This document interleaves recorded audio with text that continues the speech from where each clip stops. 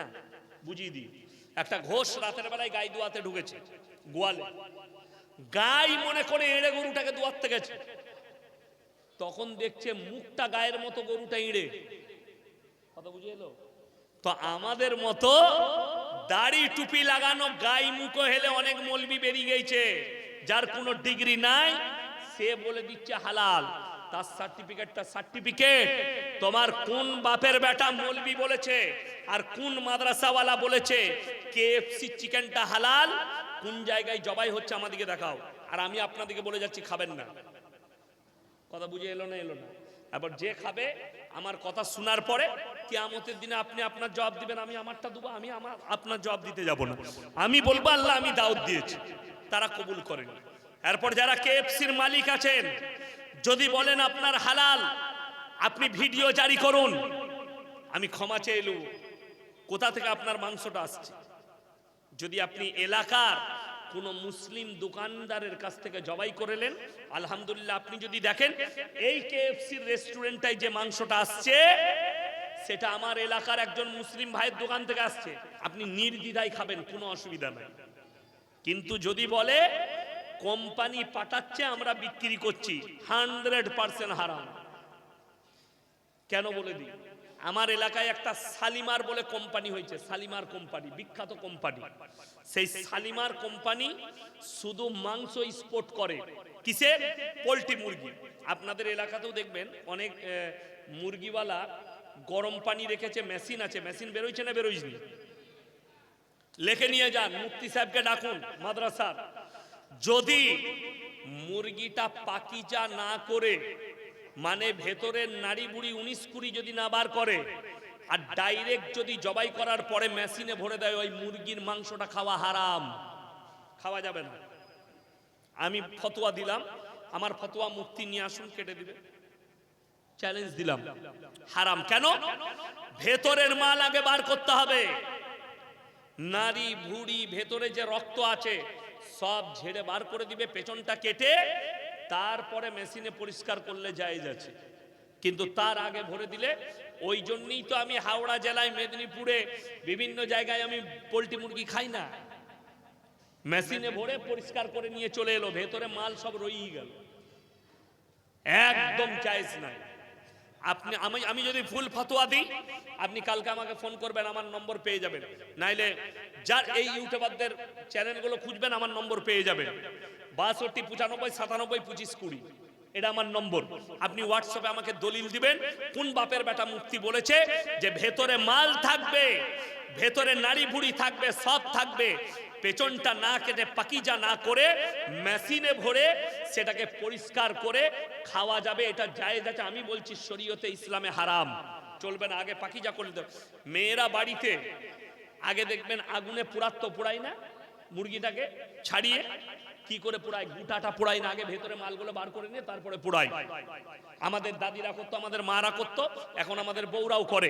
কিন্তু এই গরম পানির মেশিন বেরিয়েছে, আপনি চামড়া খাবার জন্য সহজে বলছেন চামড়াটা লোমগুলো ছাড়িয়ে দাও, গোটা মুরগি কিনে, সে ভেতরের মালগুলো পরিষ্কার করে না, শরীয়ত সম্মত নয়। আমার বন্ধুগণ, আমাদের জন্য আমরা দোয়া করি না, করি না আল্লাহর কাছে? কথা বলেন, আমরা আল্লাহর কাছে দোয়া করি না? এই দোয়াটা কাবুলিয়াতের জন্য প্রথম শর্ত শরীয়তে যেটা আছে সেটা হচ্ছে হালাল খাবার। কি খাবার বললাম বাবা? হালাল খাবার। আপনি আমাদের মুসলমানদের অবস্থা কত খারাপ জানেন?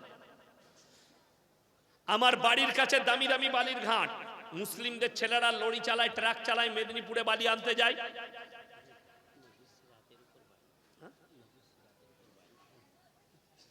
কে বলছে? আমি পারবো না, কথা হলে চলে যাচ্ছে। না না, নবী সিরাতের উপরে বায়ান, নবী সিরাতের উপরে একটা লোক আছে? আপনারা 50 বছর থেকে কটা নামাজি করেছেন? 100টার মধ্যে 90টা লোক বেনামাজি আর হারাম খেয়ে ঘুরে বেড়াচ্ছে। আমি কি বায়ান করছি? কুরআন হাদিসের বাইরে বায়ান করছি?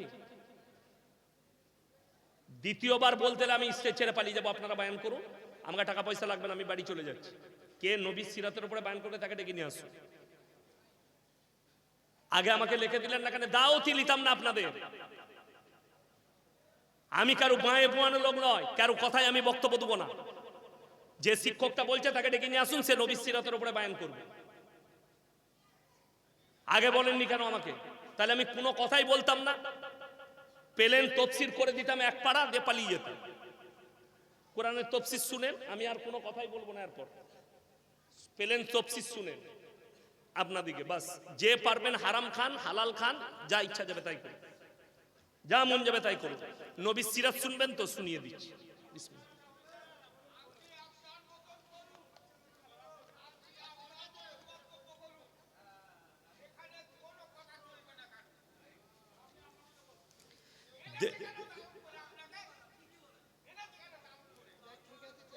ছেড়ে দেন, বসুন বাবা।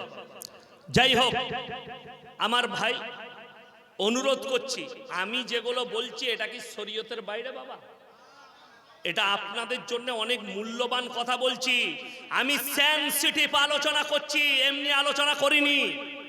নবীজি সাল্লাল্লাহু আলাইহি সাল্লামের জীবনী শুনতে শুনতে শেষ হয়ে গেল। আজকে সুর দিয়ে সমাজ শেষ হয়ে গেল। বক্তা এসে 1 ঘন্টা খালি গাঁজাখড়ি গল্প করে দিয়ে পালিয়ে যায়, হারাম হালালের কোনো বায়ান নাই। সমাজ ধ্বংস হয়ে গেল। আজকে হাজার হাজার যুবক ধ্বংস হয়ে গেল আমাদের সমাজ, হারাম আর হারাম করে করে। আজকে গোটা পরিবারে আমাদের হারাম ঢুকিয়ে দিয়েছে বেঈমান কাফেররা। আপনাকে দেখিয়ে দেবো, রাতের বেলায় চলুন, শেরে পাঞ্জাবে বসে শবে বরাতের রাতে মদ খাচ্ছে মুসলিম যুবকরা। আপনাকে দেখিয়ে দেবো, এদের পরিবর্তন নবী সিরাতে আসবে না। এদিকে বুঝাতে হবে যে শবে বরাতটা শবে বরাতের মতো পালন করো, মদ খেয়ে নয়, গুটকা খেয়ে নয়, হারাম খেয়ে নয়। আজকে হারাম খেয়ে খেয়ে আমাদের অবস্থা শেষ হয়ে গেল। নবীজি সাল্লাল্লাহু আলাইহি সাল্লামের আদর্শ কই? 5 ওয়াক্তের নামাজটা কি নবীজি সিরাতে নেই? আজকে 90% মুসলমান ছেলে নামাজই পড়ে না 5 ওয়াক্তের, ঠিক কিনা কথা বলেন? একটা মুসলিম ছেলে, আপনি অবাক হবেন, সেদিনে আমার বাড়ির কাছে অ্যাক্সিডেন্ট হলো হাই রোডের ওপরে। মুসলিমদের যুবক অ্যাক্সিডেন্ট হলো, বাইকে 4 চাকা মারলো, সে মারা গেল। তার পেছনে যে ছিল তাকে জিজ্ঞেস করলাম, ভাই কি করে তোমরা গাড়ির পেছনে মারলে? কি বললো জানেন? আমি মানা করে এলাম ভাইকে, এরকম পড়ে আছে, ভাইকে মানা করে এলাম, ও 3 বোতল মদ খেয়ে নিয়েছে। এটা বাস্তব সত্য কথা বলছি। এই লোকটার লোকে কি দোয়া করবেন আমাকে বুঝান। আপনি বলছেন এই লোকটাকে কোরআন খানি করে জান্নাত দিয়ে দেবো, এই লোকটাকে মৌলবীটাকে জান্নাত দিয়ে দেবো। এই লোকটা কি নবীজি সিরাত জানে না? কোন মুসলমান জানে না মদ খাওয়া হারাম? তাইলে মুসলমান মদ খাচ্ছে কেন? রাসূল সাল্লাল্লাহু আলাইহি সাল্লামের হাদিস হচ্ছে যে শুনে নাও, কিয়ামত কাছে এসে বুঝতে পারবে কখন জানেন? যখন তোমরা দেখতে পাবে মুসলমানের কাছে হারাম জিনিসগুলো হালাল হয়ে যাচ্ছে। আজকে মুসলমান জানে এইটা হারাম, এটা হালাল, তারপরও হারামটাকে অ্যাকসেপ্ট করে নিয়েছে। আজকে আমি হাওড়া জেলায় প্রমাণ দেব, বড় লোক নামাজ পড়ে, মুখে দাঁড়িয়ে আছে, 5 ওয়াক্তের নামাজি, তার বাড়িতে বাচ্চা পয়দা হয়েছে, বাচ্চার জন্যে বাচ্চার জন্মদিন পালন হচ্ছে কেক কেটে। কোন নবী সিরাতে আছে জন্মদিন? তাকে আমি বলতে পারবো না যে তুমি বড় লোক হও, আল্লাহ টাকা দিয়েছে, ঠিক আছে, কিন্তু তুমি যে জন্মদিন পালন করছো এটা ইসলামী শরিয়া নয়, এটা হারাম, এটা ইহুদি নাসারাদের কালচার, এটা বেঈমান কাফেরের কালচার। আজকে আমার বাড়ি থেকে নামাজ উড়ে গেল, আমার বাড়ি থেকে দিন উড়ে গেল, বেঈমানরা উড়িয়ে দিল, আমরা আমাদের মেয়েদিকে রাস্তায় বার করে দিলাম। নবী সিরাত এইটাই তো। নবীজি সাল্লাল্লাহু আলাইহি সাল্লামের আদর্শ 1400 বছর আগে পর্দাকে ফরজ করেছে না করেনি? আজকে আমরা আমাদের পরিবারে পর্দা আনতে পারলাম? ইমানদারির সঙ্গে বলুন। আমি মৌলভী ইয়াসিন বলে যাচ্ছি, আমার ভাই, আমার কথাগুলো লাকিরের মতো ভাসবে ইউটিউব আর ফেসবুকে। আমি মারা যাব, শুনে রেখে দেন। দুঃখ লাগে, গাড়িতে যেতে যেতে কান্না পাই যখন কোনো জলসাওয়ালারা, আমাকে একজন জলসাওয়ালা ফোন করলো দিনাজপুর থেকে, হুজুর আমরা তো দাওয়াত করেছি, মেলা বসালে আপনি সেই জলসা করেন না, বেরিয়ে পালিয়ে যান, তো আমাদের তো মেলা না হলে জলসা হয় না। আমি বললাম ভাই ক টাকা পাঠিয়েছেন? আমি ফোন পেতে টাকা মেরে দিলাম। 1 সপ্তাহ পরে তাদের কমিটি বসে তারা ফয়সালা করলো যে দোকান আমরা বসতে দেবো না, ইয়াসিন সাহেব কি চাই। জানেন সেই জলসা কতটা কামিয়াবি হয়েছে? সেই জলসা কতটা কামিয়াবি? আমি লাস্টে ছিলাম, সেখানকার কিছু দাড়িওয়ালা টুপিওয়ালা লোক হাউ হাউ করে কাঁদতে লাগলো, হুজুর রাস্তাঘাটে জিনা হতো, এই আপনার কারণে এই বছর থেকে জলসায় মেলা বন্ধ হলো। আমি বলে দিয়েছি আমাকে দাওয়াত দিও না, মেলা বসালে দোকান বসালে, ছেলে মেয়ে এক কাছে করলে আমার মতো মৌলবীকে দাওয়াত দিবে না। আমি এটা বলতে পাবো না যে তোমরা মেলা কেন বসাবে, এটা কোন শরিয়া, এটা কোথায় পেলে? আজকে আপনাকে বলে দিই, বেঈমান কাফেররা কতটা কামিয়াবি লাভ করেছে, আমাদের ভেতরে কিভাবে ঢুকছে, দ্বিমত হয়ে চেটে দিচ্ছে। অবাক হবেন, আপনি মনে করছেন কিয়ামতের ডাঙ্কা বাজেনি, কিয়ামতের আলামত প্রকাশ পেয়ে গেছে। কিয়ামতের আলামত, দাজ্জাল শুধু একটা ব্যক্তির নাম নয়, পুরো একটা সিস্টেমের নাম হচ্ছে দাজ্জাল। আর সেই দাজ্জালের প্রথম ধাপ হচ্ছে এআই পদ্ধতি। মোবাইলে যেটা এআই নিয়ে আসা হয়েছে, এটাই হচ্ছে প্রথম পদ্ধতি যে মানুষের সব কিছুকে পরিবর্তন করে দিবে। বৈজ্ঞানিকরা বলছে 2026 সালের পরে এই মোবাইল আর মানুষের আয়ত্তে থাকবে না, মানুষ মোবাইলের আয়ত্তে চলে যাবে। এই মোবাইলটার নাম আমি জানি না, মোবাইলটা ইউজ করছি, একজন গিফট করেছে আমাকে, যিনি দিলেন তিনি কি বললেন জানেন? হুজুর, এই মোবাইলটা এমন একটা সিস্টেম আছে, এআই পদ্ধতি আছে, আপনি ইউটিউবটা খুলে মনে মনে যেটা ভাববেন সেটা চলে আসবে। আমি আমার একটা জীবনের ঘটনা শোনাচ্ছি। আমি গুজরাটে পড়ার সময় একজন বিখ্যাত কারি আব্দুল বাসিত, নাম শুনেছেন না শুনেননি?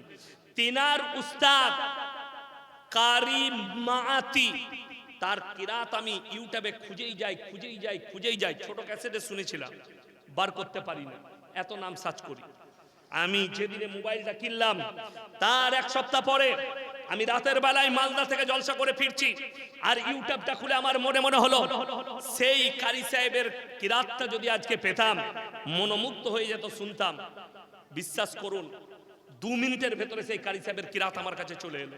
আমি খালি ব্রেনে ভেবেছি, মুখেও বলিনি, তার নাম চলে এলো, তার কিরাতটা ভেসে উঠলো। আমি বুঝতে পারলাম আমার ব্রেনকে ক্যাপচার করছে এআই পদ্ধতি। শুনেলেন, দাজ্জাল একটা ব্যক্তি নয়, পুরো সিস্টেম। আপনি কি মনে করছেন দাজ্জাল আসবে দাউদ দিতে হাওড়া জেলায়, বর্ধমান জেলায়, পশ্চিম বাংলায়?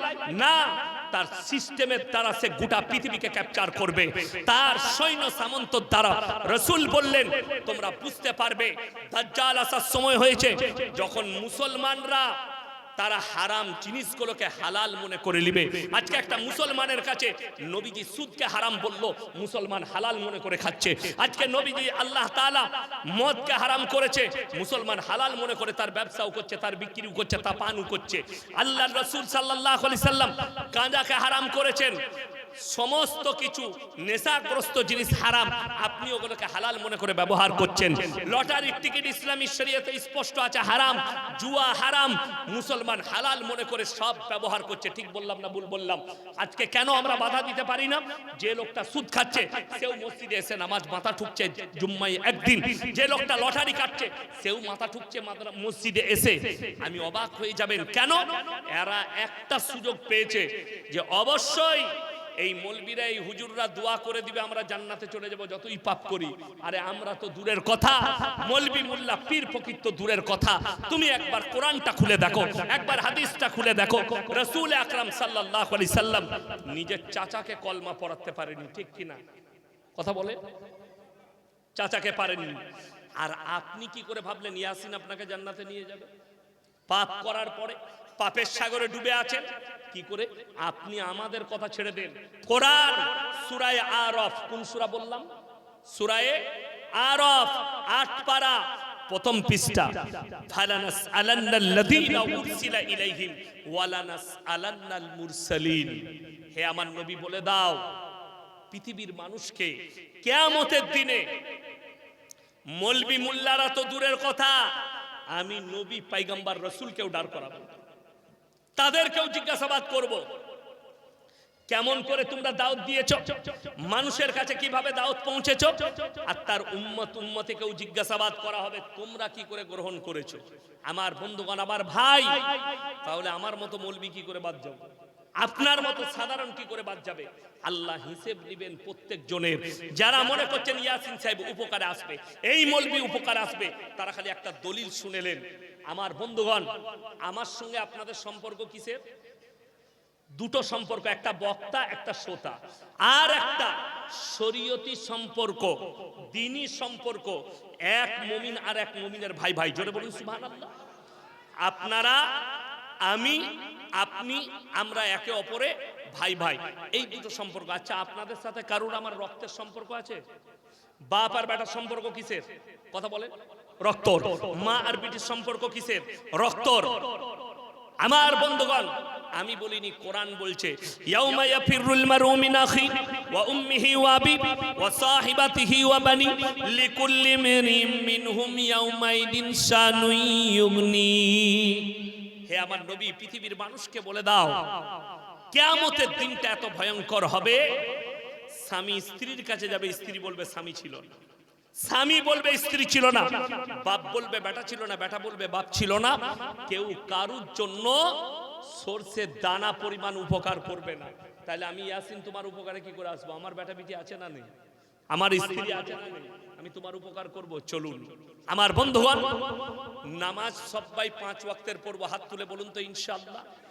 আল্লাহর রাসূলের হাদিসে আছে, যার নামাজ নেই তার মধ্যে ইসলাম নেই। এটা নবীজি সাল্লাল্লাহু আলাইহি সাল্লাম বললেন। চলুন, আমাদের দেশে 3টে কোয়ালিটির নামাজি আছে। কটা বললাম বাবা? 3টে। একটা 5 ওয়াক্তের আলহামদুলিল্লাহ, আর একটা ঈদ বাকরা ঈদের, আর একটা জুম্মা। ঈদের দিনে লাপাই কোন মাল কটা? জীবনে নামাজ পড়ে না, ঈদের দিনে পড়বে। লাল তোয়ালি, সাদা জামা, সাদা লুঙ্গি আর মজমুয়া আতর লাগিয়ে ঈদগাহে হাজির। পেছনে কাতারে বসে কি করে জানেন? হুজুর নিয়তটা বলে দিন তো। নিয়ত নিয়ে কি করবি? দরুদ শরীফ জানে না, আত্তাহিয়াতু জানে না, দোয়ায়ে মাসুরা জানে না, রুকু সিজদা তাসবিহ জানে না। ও বলে নিয়তটা বলে, নিয়তটা ধুয়ে খাবি। বড় কষ্ট লাগে। নবীজি সিরাত, নবীজি সাল্লাল্লাহু আলাইহি সাল্লাম শুনেলেন, আপনার জ্বর এলে আর আপনি নামাজ পড়েন না, ঠিক কি না? কথা বলেন। আপনার পায়ে ব্যথা, আপনি বলছেন আর নামাজ পড়তে পারছি না। আপনি হাদিস শুনেলেন, রাসূল সাল্লাল্লাহু আলাইহি সাল্লাম শেষ জিন্দেগীর শেষ ওয়াক্তের নামাজ, বুখারী শরীফের হাদিসে আছে, শেষ জিন্দেগীর শেষ ওয়াক্তের নামাজ, দুজন সাহাবীর কাঁধে হাত রাখলেন, পাগুলো ছেঁচুড়ে নিয়ে গেলেন, মসজিদে নববীতে দাঁড় করালেন, নামাজ আদায় করলেন। ওই অবস্থাতেও নবীজির নামাজ মাফ হয়নি। আর তুমি কোন মায়ের লাল বাপের বেটা হয়ে গেলে পায়ে লাগছে নামাজ মাফ, জ্বর এইছে নামাজ মাফ, পায়খানা হচ্ছে নামাজ মাফ, এই হচ্ছে নামাজ মাফ। ঠিক বললাম না? একটু জ্বর এইছে, ও কম্বল লাগাতে শুয়ে, বউ বলছে আজান হয়ে গেছে,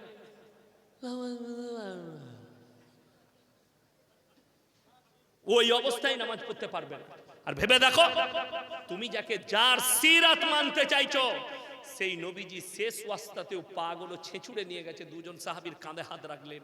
আপনার চোখে পানি আসা দরকার, রাসূল সেই দিনও নামাজ কাজা করেনি। হযরতে আলী রাদিয়াল্লাহু তাআলা আনহু যুদ্ধের ময়দানে পায়ে তীর লেগেছে। আল্লাহ নবী সাল্লাল্লাহু আলাইহি সাল্লামকে সাহাবীরা বলেন, ইয়া রাসূলুল্লাহ, নামাজটা কেমন পড়া দরকার একটু বলে দিই। ইয়া রাসূলুল্লাহ, আলীর পায়ে যে তীরের ফলাটা আছে, ওটা যদি থেকে যায়, পাটা পচে গিয়ে আলী মারা যাবেন। নবীজি কি উত্তর দিলে জানেন? হে আমার সাহাবীরা শোনো, আমার আলী নামাজে সিজদায় গেলে তীরটা বের করে দিবে। আল্লাহর কসম, হযরতে আলী নামাজে সিজদায় তীরটা বের করা হয়েছে, বুঝতেও পারেননি আমার পায়ে তীর বের করা হয়েছে। জোরে বলুন সুবহানাল্লাহ। নামাজে কতটা মনোযোগ! আর আমাদের দেশে ফজরের নামাজে মনে হয় বোম বাস্ট হচ্ছে।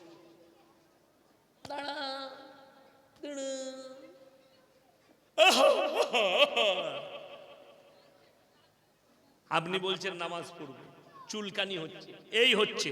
তাহলে সাহাবীদের নামাজটা কেমন নামাজ ছিল?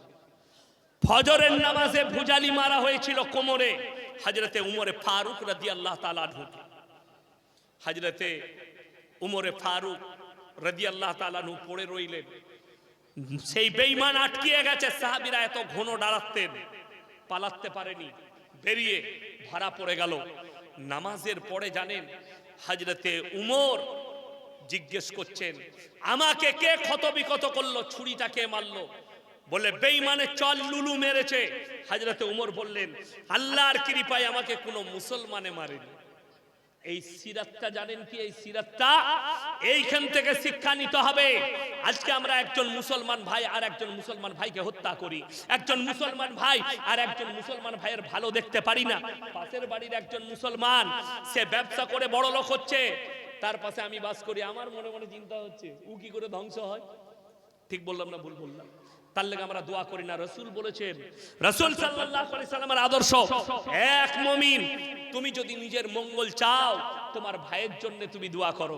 আমরা নিজের জন্য দোয়া করি, ভাইয়ের জন্য বদদোয়া করি। ঠিক বললাম না ভুল বললাম? তাহলে তোমার মঙ্গল কি করে হতে পারে? আল্লাহ আমার ভাইয়ের ব্যবসায় বরকত দাও, আল্লাহ তোমার ব্যবসায় বরকত দিবে। আল্লাহ আমার ভাইয়ের ছেলেকে বুদ্ধিজীবী করো, আল্লাহ তোমার ছেলেকে বুদ্ধিজীবী করবে। আমরা নিজের ছেলের জন্য দোয়া করি, ভাইয়ের ছেলের জন্য হিংসা করি, করি না? করি না? হিংসা করা যাবে না। মেহনত করো, দোয়া করো।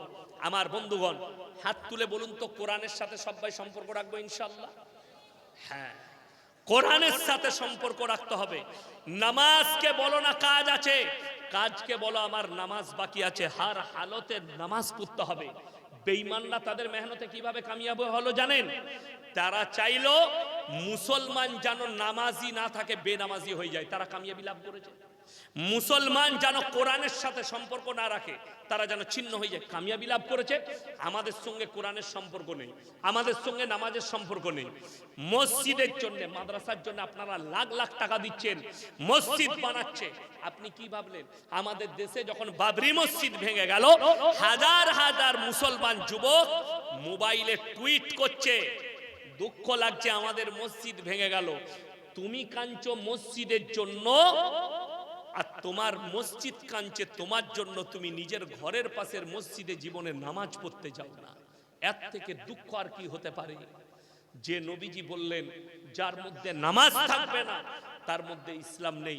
আপনি আপনার গ্রামে চেক করবেন, আমি যদি মিথ্যা বলে যাই 5 ওয়াক্তের নামাজ ফরজ, অথচ আপনি অবাক হবেন লোক মারা গেছে, মাইয়াত হয়েছে, জোহরের নামাজের পরে জানাজা হবে, এলান হয় না? হয় না? জোহরের পরে জানাজা হবে। আপনার চোখের পানি ফেলার আমাদের জায়গা নেই। মসজিদে 5 ওয়াক্তের মুসল্লিরা উজু করে নামাজ পড়ছে, অথচ কিছু লোক উজু করে বাইরে দাঁড়িয়ে আছে, ও শুধু জানাজার নামাজ পড়বে। ঠিক বললাম না? কত আশ্চর্য লাগে। আপনি নিজেকে মুসলমান দাবি করছেন। আমার আব্বাজি আজকে উলুবেড়িয়ায় জলসায় আছে। কোথায় বললাম? উলুবেড়িয়ায় 58 গেটে আমার আব্বাজির জলসা আছে। উনি এসছেন। কোনদিন যদি দেখা হয় মৌলভী শওকতের সঙ্গে, জিজ্ঞেস করবেন আপনার বেটা ইয়াসিন সাহেব বলে গেছে, আমরা বাপ বেটা। আমার এক দূর সম্পর্কে আমার একজন আত্মীয় মারা গেল, আমার আব্বারই আত্মীয়। তো সেই গ্রামে ইমাম হচ্ছে আমাদের ছাত্র।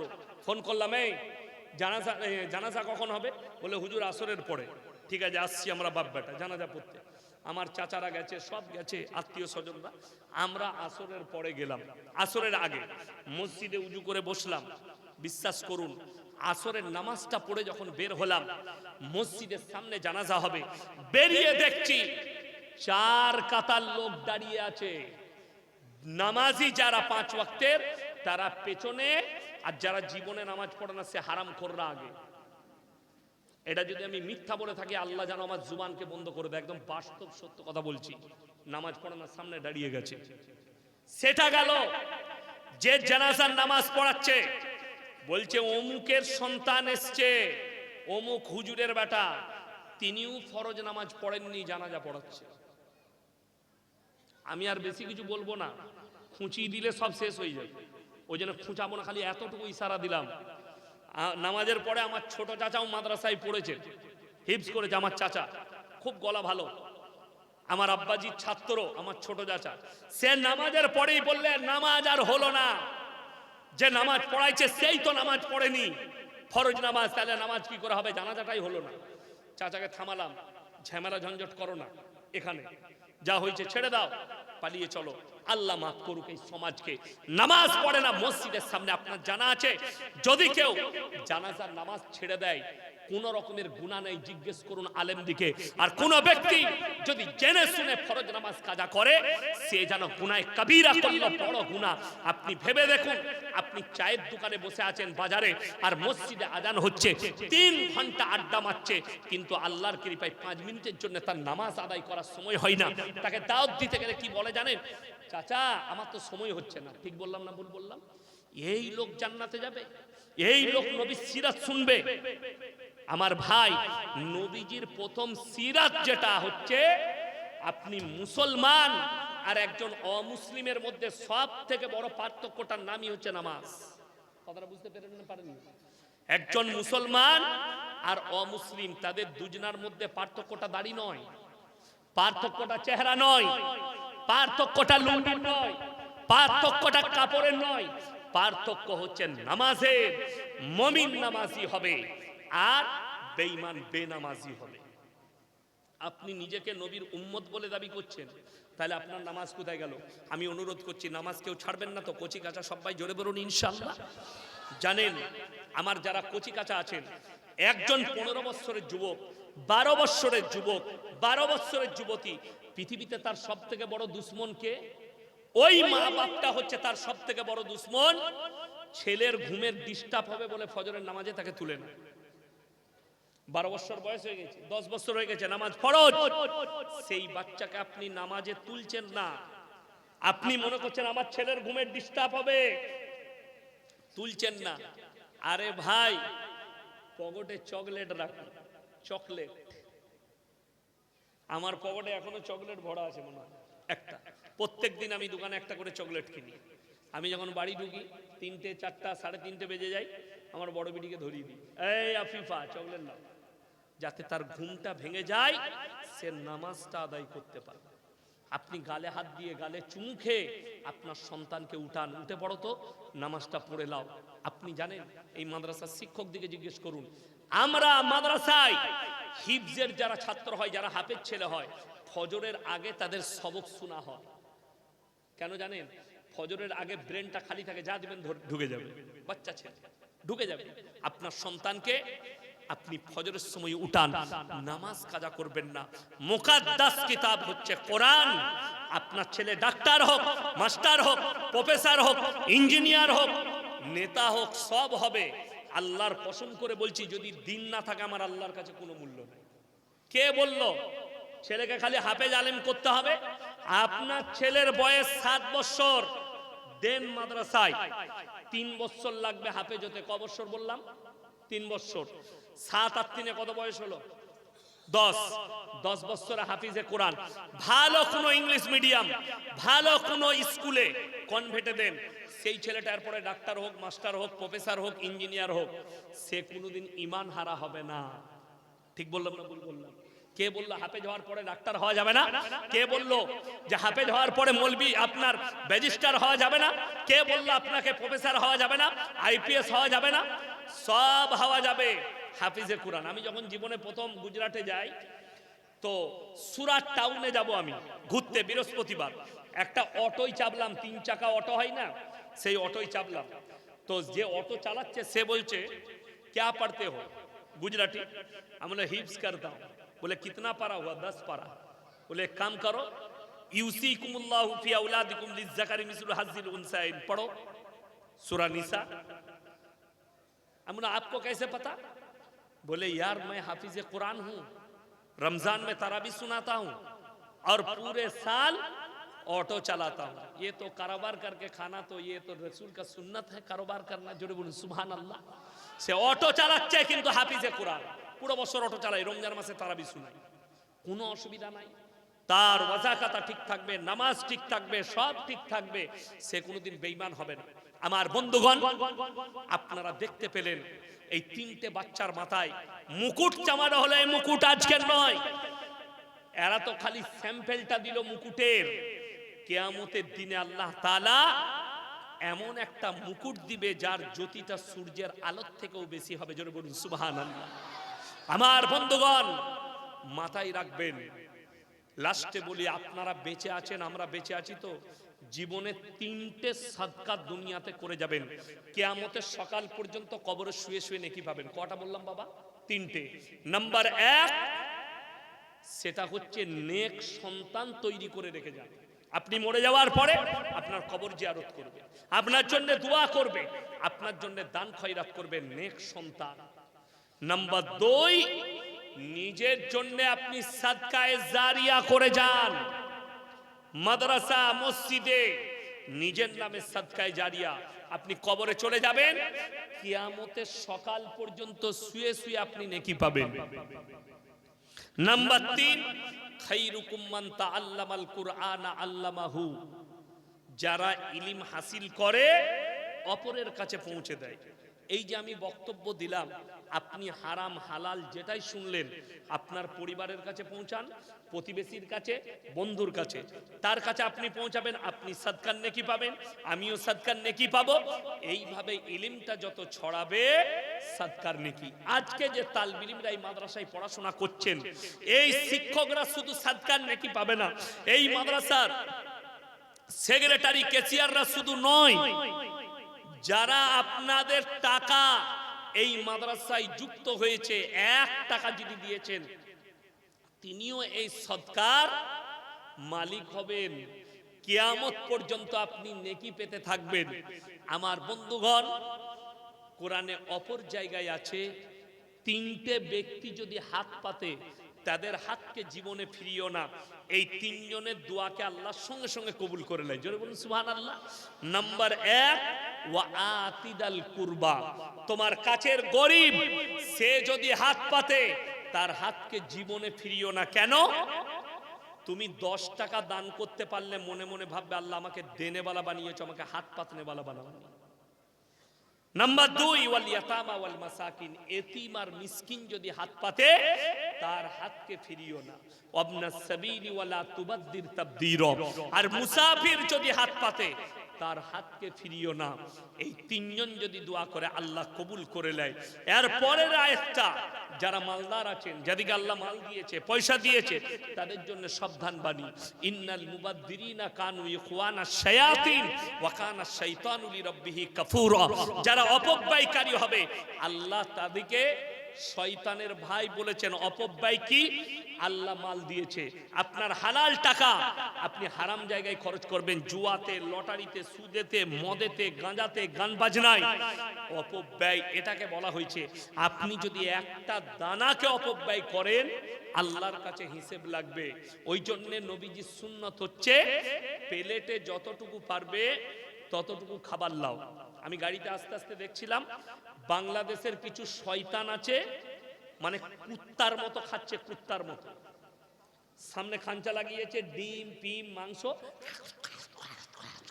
দেখেছেন আওয়াজ উঠছে, ভিডিও ছাড়ছে তারা। আমি খালি চিন্তা করে, কুকুরগুলো বাংলাদেশে আছে, ভিডিও ছাড়ছে খাবার। সম্পূর্ণ এদের মধ্যে আর জানোয়ারের মধ্যে কোনো পার্থক্য নেই।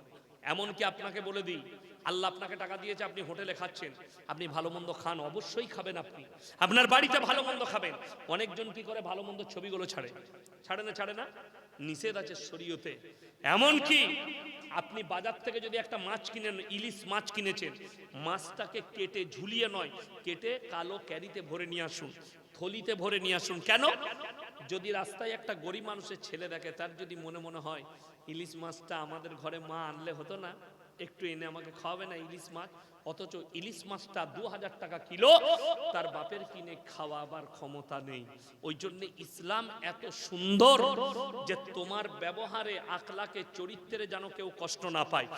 একটা দানা যদি কেউ অপব্যয় করে আল্লাহর কাছে হিসেব লাগবে। বিনা কারণে একটা পাতা ছিঁড়েছেন, পাতা, গাছের পাতা, আল্লাহর কাছে হিসেব লাগবে। এই যে এই পাতাগুলো সাজিয়েছে, পাতাগুলো, এই যে মালরা পয়সা দিয়েছে না, এই পাতাগুলোর হিসেব লাগবে একটা একটা করে। কেন সাজিয়েছে এখানে? কেন লাগবে? প্লাস্টিকের মাল দিয়েছেন, ঠিক আছে, আপত্তি নেই, যেটার মধ্যে প্রাণ নেই, গাছের মধ্যে প্রাণ আছে না নেই, এগুলো তো বিনা কারণে ছিঁড়া হয়েছে সাজাবার জন্য না। আপনি বিনা কারণে একটা পাতা পর্যন্ত ছিঁড়তে পারবেন না, বিনা কারণে। আপনার বাড়িতে ছাগল আছে, গরু আছে, তার জন্য ছিঁড়ে যদি খাওয়ান তো আপনি একটা মখলুকের জানে দিচ্ছেন, জায়েজ আছে। কিন্তু বিনা কারণে কেউ যদি একটা পাতা ছিঁড়ে, একটা পানি যদি অপচয় করে, একটা দানা যদি অপচয় করে, আল্লাহর কাছে হিসাব লাগবে। প্রত্যেকটা দানার হিসাব দিবেন, একটা টাকার হিসাব লাগবেন। ওই জন্য যারা বড় লোক আছেন, গরিব আছেন, সবাই শুনেলেন আল্লাহ রাসূল সাল্লাল্লাহু আলাইহি সাল্লামের হাদিস। যারা মনে করে আমি গরিব মানুষ, খেতে পাই না, হাদিসটা শুনেলেন। একজন গরিব মানুষ মুমিন ব্যক্তির থেকে, একজন বড় লোক মুমিন ব্যক্তির থেকে, একজন গরিব মানুষ মুমিন ব্যক্তি 500 বছর আগে জান্নাতে প্রবেশ করবে। জোরে বলুন সুবহানাল্লাহ। ওই জন্য আমার বন্ধুগণ, আমার ভাই, কোরআনের মহব্বতে আজকের এই মজলিসে সব থেকে বড় মুসাফির কে? কথা বলে না? আমি 160 কিলোমিটার এলাম আমার বাড়ি থেকে। আমি আজকে সব থেকে বড় মুসাফির এই মজলিসে। আমার বন্ধুগণ, এই মাদ্রাসার এতিম মিসকিন তালবিল ইলম কোরআনের মহব্বতে একজন আল্লাহর বান্দা কেউ আছেন যে কোরআনের জন্য, কোরআনের মহব্বতে এই মাদ্রাসায় এতিম মিসকিনদের জন্য 1 লক্ষ টাকা দিবেন, এরকম একজন দাতা যদি থাকে কেউ? ইনশাআল্লাহ দেখি কে আছে, কোন আল্লাহর বান্দা আছেন? আমি মুসাফির, আমার বাড়ি থেকে আমি 150 কিলোমিটার এলাম। কালকে আমার জলসা আছে ডোমকলে, মুর্শিদাবাদ বর্ডারে। এখান থেকে প্রায় 350 কিলোমিটার রাস্তা। 1 লক্ষ টাকা যদি কোনো একজন আল্লাহর বান্দা থাকেন, আমার ভাই থাকেন, যে এই মাদ্রাসাকে আমি 1 লক্ষ টাকা দেবো, এই মাদ্রাসার এতিমদের জন্য, মিসকিনদের জন্য, একজন আল্লাহর বান্দা একটু আমার সঙ্গে মুলাকাত করে যান যে 1 লক্ষ টাকার দাতা একজন আল্লাহর বান্দা কেউ আছেন?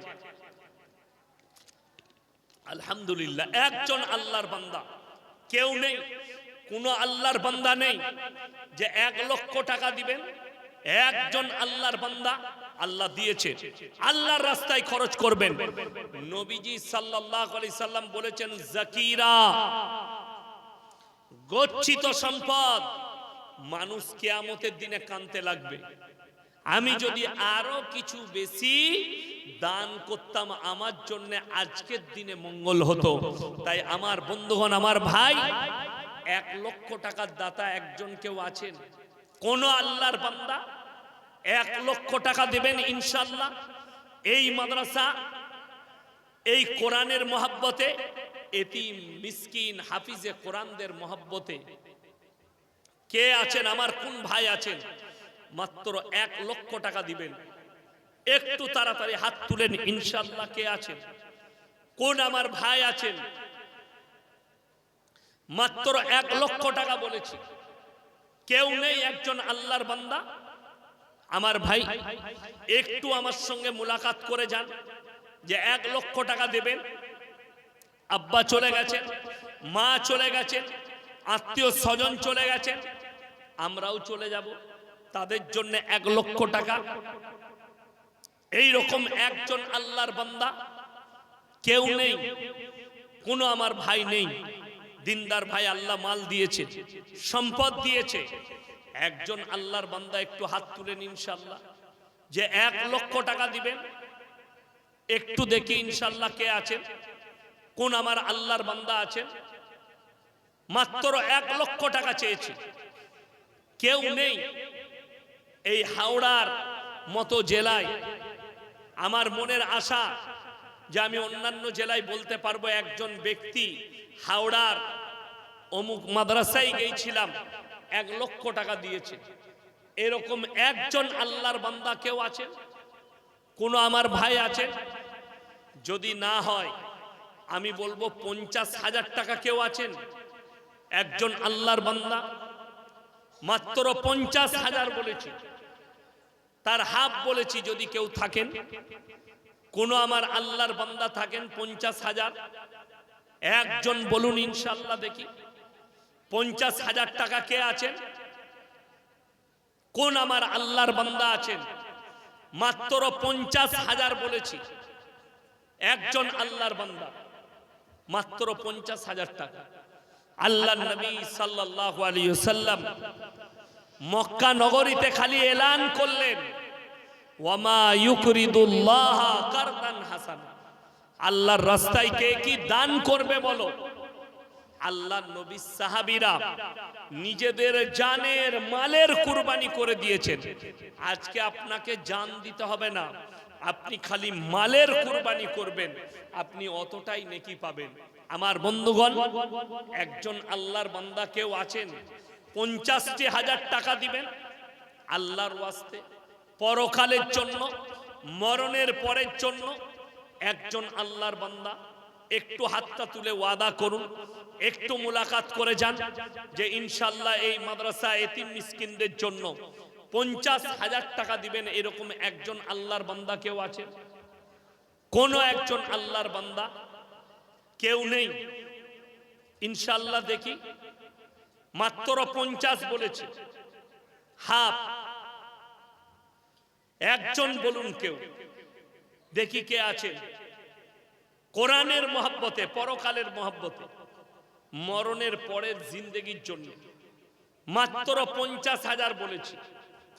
একজন আল্লাহর বান্দা কে আছে? আমার কোন ভাই আছে যে 50,000 টাকা দিবেন? ইনশাআল্লাহ দেখি। যদি না থাকেন আমি বলবো 25,000 টাকা বলুন তো কে আছে?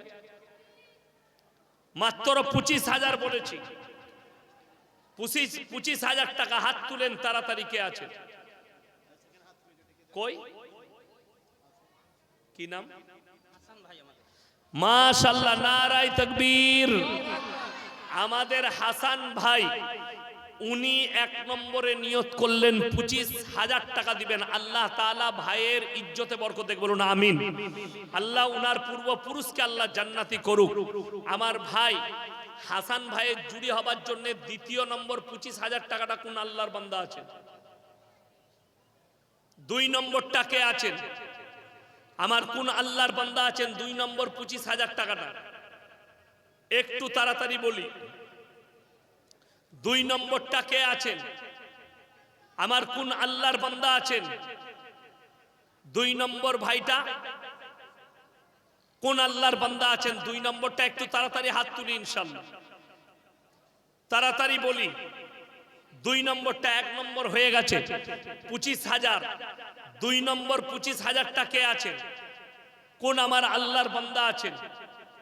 আমার ভাই 2 নম্বরটা বলেছে, মাত্র 25,000 করে বলেছি 2 নম্বরটা।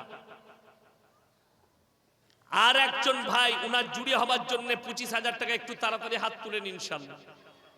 কোন আমার আল্লাহর বান্দা আছেন? আমার কোন ভাই আছেন? মাত্র 25,000 টাকা বলেছি। একজন হয়েছেন, উনার জুড়ি হবার জন্য আর একজন হাত তুলেন, কে আছেন? কোন আল্লাহর বান্দা আছেন? একটু তাড়াতাড়ি বলি ইনশাআল্লাহ। 2 নম্বরটা কে আছেন? আমার কোন আল্লাহর বান্দা আছেন? 2 নম্বরটা। আল্লাহর রাস্তায় খরচ করুন। আপনি এখন বুঝতে পারবেন না, কবরে যাওয়ার পরে বুঝতে পারবেন আপনি কত বড় সাদকায়ে জারিয়া করে এসেছেন। 2 নম্বর 25,000 টাকাটা কে আছেন? আমার কোন ভাই আছেন? মাত্র 25,000 করে বলেছি। ভাই একজন মাইক নিয়ে ভেতরে যেতে বলুন তো, মাইক্রোফোনটা একজন চলে যান, মাইক্রোফোনটা দেন তো, কর্ডলেসটা নিয়ে চলে যান, চালু করে দেন কর্ডলেসটা। আমার ভাই 2 নম্বর 25,000 টাকাটা কে আছেন? হাত তুলেন ইনশাআল্লাহ দেখি। 2 নম্বর আল্লাহর বান্দাটা কে আছেন? মাত্র 25,000 বলেছি। 2 নম্বরটা একটু তাড়াতাড়ি বলি ইনশাআল্লাহ। 2 নম্বর কে আছে? আমার ভাই 2 নম্বরটা মাত্র 25,000 বলেছি। যদি না হয় 20,000 করে বলুন। 20,000 টাকা কে আছেন? হাত তুলেন ইনশাআল্লাহ দেখি। 20,000 টাকা, 20,000 কে আছেন? 20,000 টাকা কে আছেন বলুন তো। একজন ভাই হাত তুলেন, 20,000 কে আছেন? তাড়াতাড়ি হাত তুলেন ভাই। মাত্র 20,000 টাকা বলেছি, কে আছেন? যদি বেনামে বলেন তাও বলেন, যদি নাম বলার ইচ্ছুক না থাকে।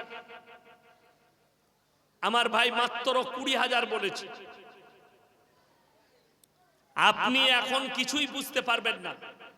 আল্লাহর কসম, আল্লাহর নবী সাহাবীরা সব কিছু কুরবান করে দিয়েছিলেন,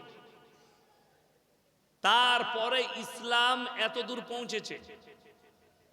কুরবানির পরে আপনারা দেখতে পেলেন আপনাদের দান খয়রাতের পয়সায় এই মাদ্রাসা সেক্রেটারি, কেসিয়ার, মাদ্রাসা শিক্ষকদের মেহনতে তেনারা আপনাদের হাতে হাফিজে কোরআন তুলে দিচ্ছে এই সমাজের জন্য।